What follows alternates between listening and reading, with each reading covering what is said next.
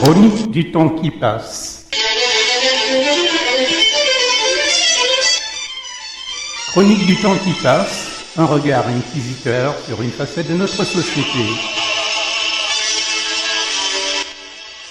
Chronique du temps qui passe, chaque semaine avec Belmondo Ndengue.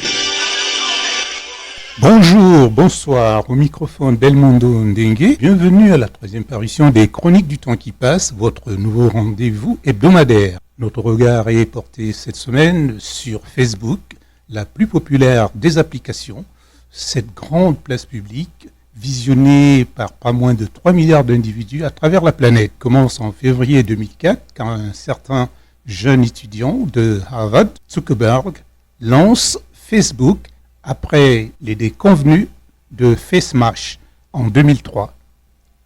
FaceMash, c'était des étudiants qui pouvaient comparer les photos de leurs camarades et déterminer laquelle des photos était la plus branchée. C'était tout. Mais dès que Facebook est lancé, 6 jours après, Zuckerberg n'est pas au bout de ses peines. Des ennuis judiciaires. Tyler Winklevoss, Divya Narendra et Winklevoss accusent Zuckerberg de pirater leur idée.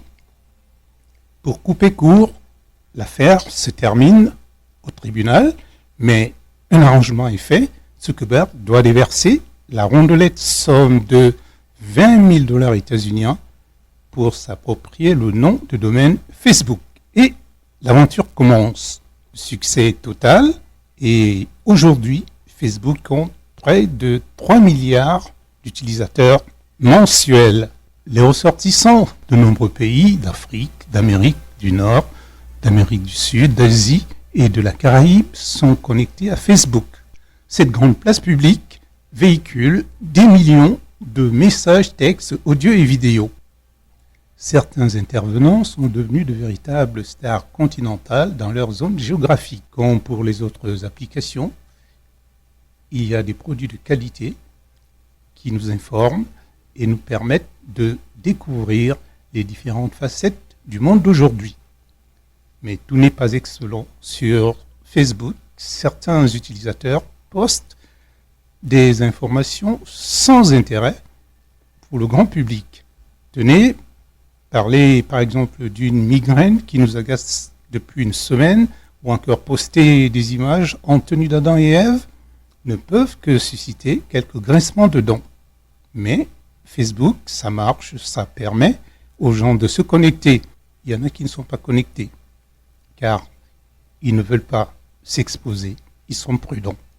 Mais n'oubliez pas aussi que Facebook, c'est une véritable tribune, un espace où les services de renseignement, les recruteurs, les compagnies observent les candidats potentiels qui cherchent du boulot et en regardant votre page Facebook, ce que vous postez, on peut se faire une idée de vous.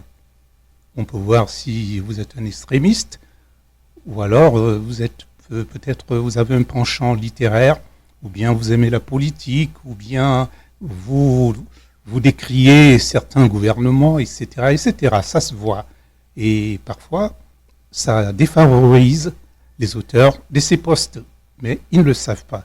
Alors, soyons prudents quand nous utilisons Facebook. Soyons prudents. Il faut réfléchir avant de poster une information. La liberté a ses limites.